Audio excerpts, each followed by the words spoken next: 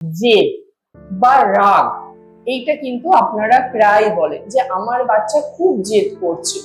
আচ্ছা আপনি বলুন তো, আপনাকে যদি প্রতিদিন মাংস ভাত দেওয়া হয়, হঠাৎ করে 7 দিন খাচ্ছেন, পরের দিনকে আপনাকে দেয়া বন্ধ করে দিলাম, তো আপনার কি মনে হবে?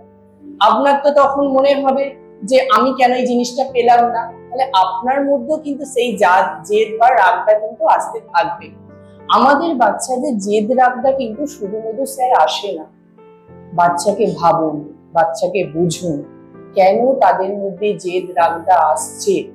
কারণ এখন অধিকাংশ ঘরে দেখে থাকবেন সবার ঘরে একটি করে সন্তান, তাই আদরের জায়গায় স্নেহের জায়গাতে আমরা বাবা মা কিন্তু সবাই একটা অন্ধ।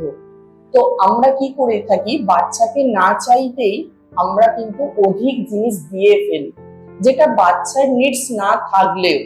তো একটা টাইমে যখন বাচ্চা এই জিনিসটা পেতে শুরু করে, তখন কিন্তু যখন আমরা ভাবি যে না, এটা তো দেয়াটা ঠিক হচ্ছে না, এটা কিন্তু অধিকাংশ বাড়িতেই হয়ে থাকে। তো আমরা সেটা বন্ধ করার চেষ্টা করি। এই যে আপনি বন্ধ করলেন, এই যে আপনি যে ওর ভালোর জন্য বন্ধ করলেন, এটা কি কখনো ভেবে দেখেছেন যে এই ফিলিংসটা বোঝার মতো আন্ডারস্ট্যান্ডিং এর জায়গাটা ওর আছে কিনা? কখনো সেটা ওর লেভেলে ভেবে দেখেন।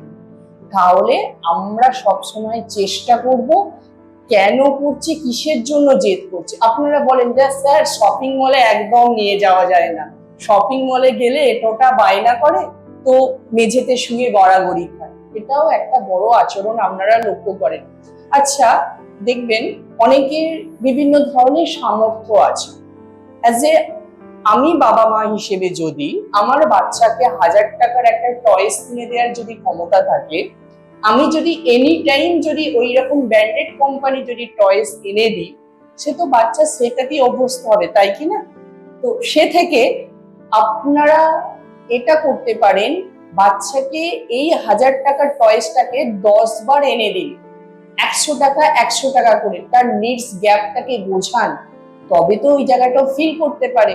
এই যে আপনি বলছেন শপিং মলে গেলে ও বলে ওই গাড়িটা নেব, কিন্তু গাড়িটা দেখা গেল ধরুন 10,000 টাকা দাম। আপনার এফোর্ট করার ক্ষমতা আছে, কিন্তু সেই মুহূর্তে আপনার পকেটে কিন্তু 10,000 টাকাটা নাই, তাহলে আপনি তো তখন ম্যানেজ করে কিনে দিতে পারছেন না।